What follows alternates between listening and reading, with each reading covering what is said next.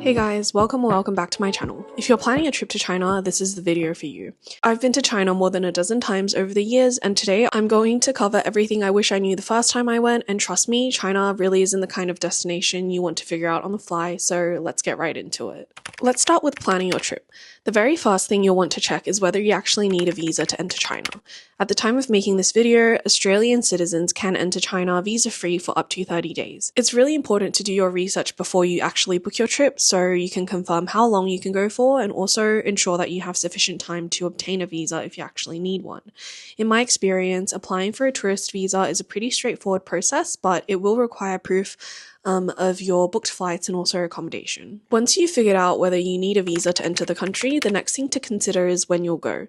Dates that I would always try to avoid include Chinese New Year, which is usually in January or February, Labor Day holidays in the first week of May, National Day holidays in the first week of October, and also around July to early September, which coincides with the school holidays. That's not to say you'll definitely have a horrible experience if you visit during those times, but it'll likely be a more crowded experience and require a lot more planning in advance. Apart from holidays, you should also take into account the seasons. China is a really huge country, so conditions will differ depending on when and where you go.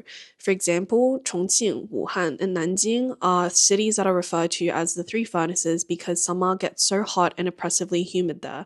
If you can't handle the heat, then obviously it's best to avoid those cities from July to early September. On the flip side, northern China gets bitterly cold in winter, so always check the weather for the destinations that you want to visit and try to avoid seasons that you know won't be a comfortable experience for you. Once you have an idea of when you can go and how long you can spend there, start thinking about some of the places you would like to visit. Places like Beijing, Shanghai, Guilin, Chongqing, Chengdu, Zhangjiajie, Xi'an are all popular destinations for a first China trip. However, if you only have, for example, 10 days in the country, then it would be really ill-advised to try and fit all of those places into one itinerary. If you haven't looked at China on a map before, you may not be aware of the amount of distance between each of those destinations, and you really don't want to end up on a trip where you're spending half of your time moving between cities, even if the transport options in China are great.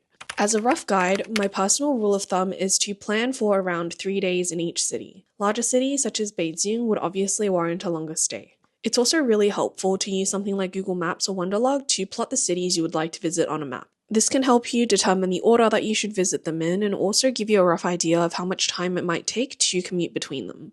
Next up is accommodation. Without getting into the legal specifics, foreign visitors may be turned away from hotels in China, even though the Chinese authorities have technically ordered that all hotels have to accept all foreign visitors. The best way to guarantee that you won't have any issues with your accommodation is to book through Trip.com, which is the English version of Ctrip. Both are operated by Trip.com Group, which is one of the largest travel agencies in China and also in the world. For completeness, this isn't completely foolproof because I have also seen experiences of people being turned away from hotels booked through Trip.com, but their customer service is really great and responsive, so they're very likely to sort this out for you if it's an issue. Personally, I've never had any issues with hotels booked through Trip.com. When considering where to stay, you'll have a range of options, including international hotel chains and also domestic brands such as Atour or Yador, and also more boutique options. Other things you'll want to book as soon as your travel dates are confirmed are your train tickets. If you're traveling during some of the peak times mentioned before, it really isn't guaranteed that you'll get the specific tickets you want, if at all. The official platform to buy train tickets through is 12306CN. It's technically possible to use without a Chinese phone number through the app, but there are a lot of verification steps and it's not always guaranteed to work. Again, for a less painful way to get your train tickets, book them through Trip.com. While there is a small booking fee, the platform is very, very foreigner-friendly and they provide English support if you run into any issues. You can save your passport details to the platform to save more time. Tickets will be released 2 weeks before the travel date, so you can try and reserve them in advance, but it's important to note that Trip.com doesn't guarantee you a ticket. However, it will issue you a full refund if it is unable to purchase the tickets for you. When booking your train tickets, make sure that you're also selecting the correct train station within a city because oftentimes there can be multiple. Taking Chongqing as an example, Chongqing North is quite close to the city centre, whereas Chongqing West is more out of the way depending on where you're heading from. On the high-speed rail, or Gaode, you can pick from second class, first class, and also business class tickets. Business class will obviously be the most comfortable, but they are also the most expensive. I personally have travelled on all three classes, and for me, I find that first class is the best value for money. Second class train carriages are likely to be more crowded and also a little bit noisier. If all of the seats on a train are booked out, you may also have the option to buy standing tickets, which aren't too uncomfortable if the journey isn't that long. On the traditional trains, the seats will vary between hard seat and soft seat. You can also get hard sleeper or soft sleeper tickets for overnight train journeys. Hard sleepers will have 3 sets of bunk beds spread out across the train carriage, whereas soft sleepers would typically be in an enclosed cabin of their own with 4 bunks spread out on 2 sides each. I'll go over the process of traveling on the trains a little bit later in this video. You'll also need a reliable way to stay connected. Here, there are really 3 main options. Firstly, you may be able to turn on international roaming with your traditional service provider back home. With this option, you shouldn't require a VPN. Second, you can get an eSIM through trip.com or other providers such as Airalo. Oftentimes, these eSIMs are hosted on a network outside of China, such as Hong Kong or Singapore, so you usually wouldn't need a VPN with them either. Thirdly, you can get a Chinese SIM with mobile data. This option would give you a Chinese phone number, which can come in really handy, but you would need a VPN or an eSIM to access things such as Google or Instagram. For VPNs, I usually go with Astral, and I've never had any issues, but people have also recommended providers such as Let's VPN. Out of these 3 options, my preference is for the third option. As I visit China quite a bit, having a Chinese phone number has made things a lot easier for me. While it isn't necessary that you have one, I do recommend getting a Chinese SIM if you will be in China for a month or longer. This is for the following reasons. First, sometimes eSIMs just stop working in the middle of a trip and you could be left with no way to contact customer service. This happened to me once, but luckily I had my Chinese SIM, so I was still able to access mobile data when I was out. Second, having a Chinese phone number makes it easier to use services such as ride-sharing apps and also Meituan, as delivery drivers or drivers may try to call you. There are also occasions where you may be required to input a Chinese phone number in order to reserve tickets for attractions. Ultimately, your trip isn't going to be doomed or completely impossible if you don't have a Chinese phone number, because for example, hotel staff can usually help out by providing their own phone numbers for you, but it'll likely just be a little bit more convenient.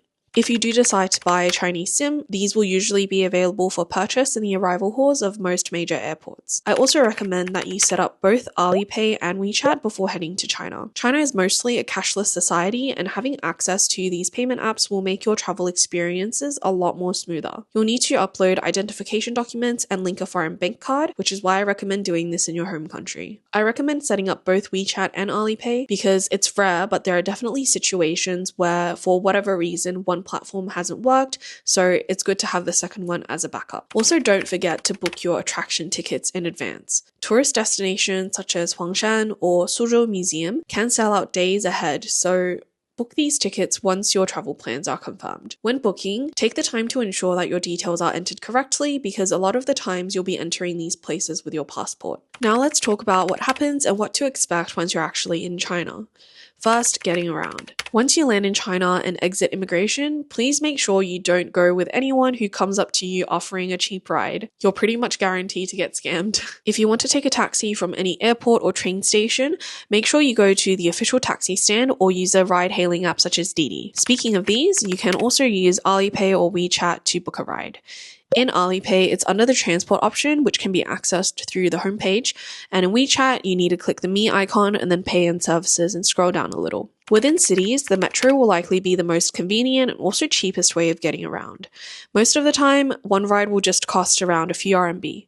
To save yourself the hassle of having to buy an individual ticket each time, you can access a Metro card in most of the cities through Alipay as well. This is also accessible under the transport option, and it'll give you a QR code that you scan each time to enter and also exit the station. At Metro stations, you can expect a little security check with an X-ray scanner that you need to put your bags through before they wave you through. Between cities, you'll most likely be traveling on high-speed trains or the Gaode. These are a really clean, fast, and efficient way of crossing large distances within China. If you've booked a train ticket through trip.com, you won't require a physical ticket as it is linked to your passport. I do recommend, however, having a screenshot of the booking page to refer to your platform number, carriage number, and also your seat details. I think it's really helpful to think of the Gaode as sort of like a funnel. The top level will be the entrance to the station.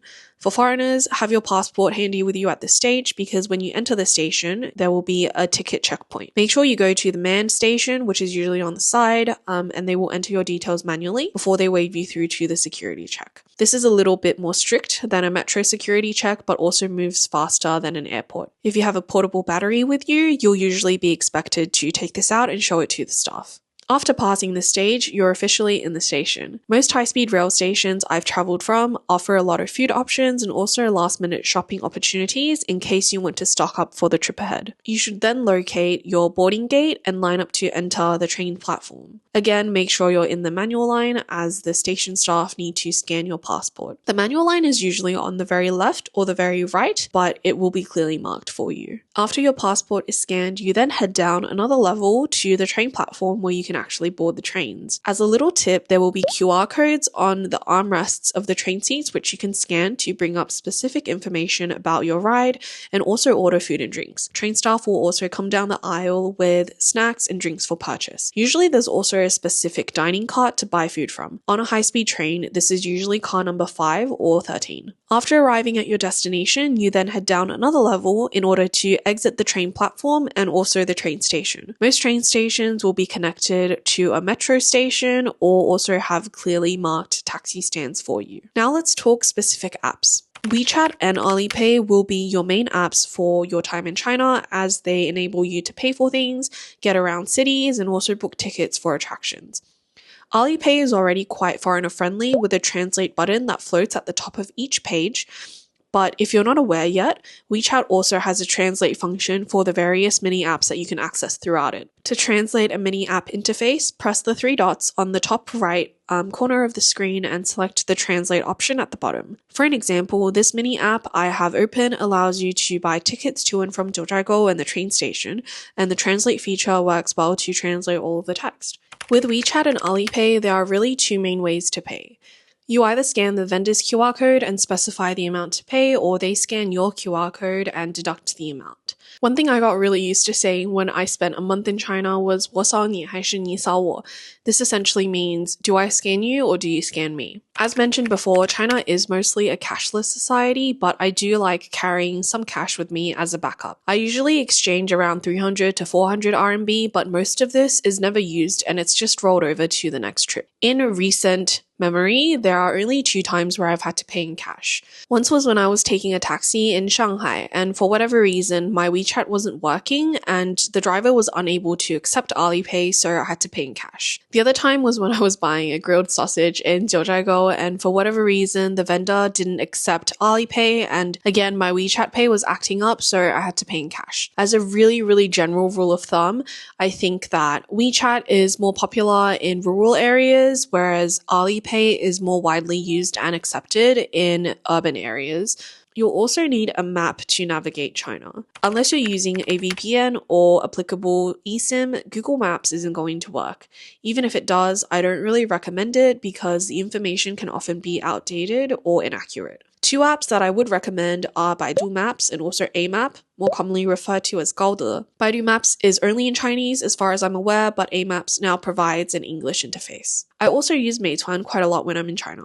Because I mostly solo travel, there are a lot of times where I just order food to my hotel through Meituan, which is super convenient. To use Meituan, you would need a Chinese phone number, though sometimes hotel staff are happy to help by providing their own phone numbers for a few orders. Aside from ordering takeout, here are just some general tips about food in China. In terms of what to expect, Chinese cuisine is going to differ drastically between regions and sometimes even between cities. Contrary to westernized Chinese food, not all Chinese food is going to be super salty and super oily. A really good way to sort of dip your toes into Chinese food would be street food stores. What these street store vendors sell across the country is usually fairly standardized. Malls are more likely to offer food options that are more familiar to you, but they're also likely to be more pricier compared to, say, a neighborhood restaurant. When I was in China for a short-term exchange program, I still remember very clearly our program director telling us that if we ate in malls all day, we would become broke by the end of the trip. Morning markets are also a great way to explore local cuisine, and there should be one in most destinations.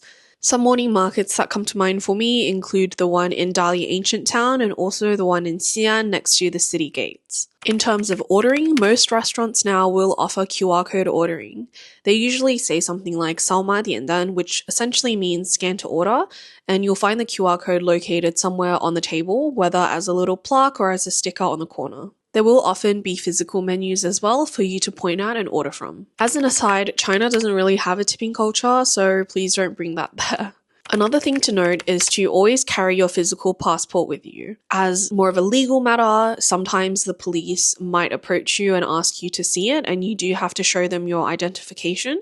This hasn't personally happened to me, but it's more likely to happen in larger cities such as Beijing, or if there are really important events happening in the city that you're visiting. As more of a practical matter, because your passport is tied to so many of the things you do in China, it is really important that you have it with you.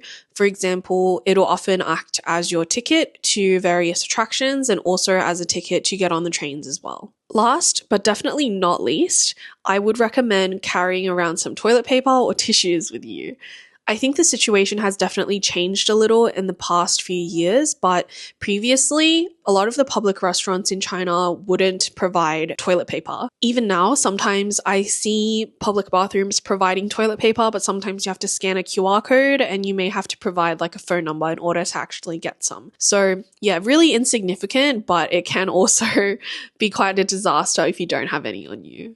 So that's it for my ultimate China travel tips. With these tips in mind, I've had some really good experiences in China over the last few years. Even though, as a caveat, I do speak Chinese, so I find that the experience is probably a lot more smoother for me. I do hope that the things that I've shared in this video will make your planning and traveling around in China a little bit easier. As usual, if you have any questions, feel free to leave them down in the comment section below and I'll try to answer them to the best of my abilities. But otherwise, I'll see you in the next video.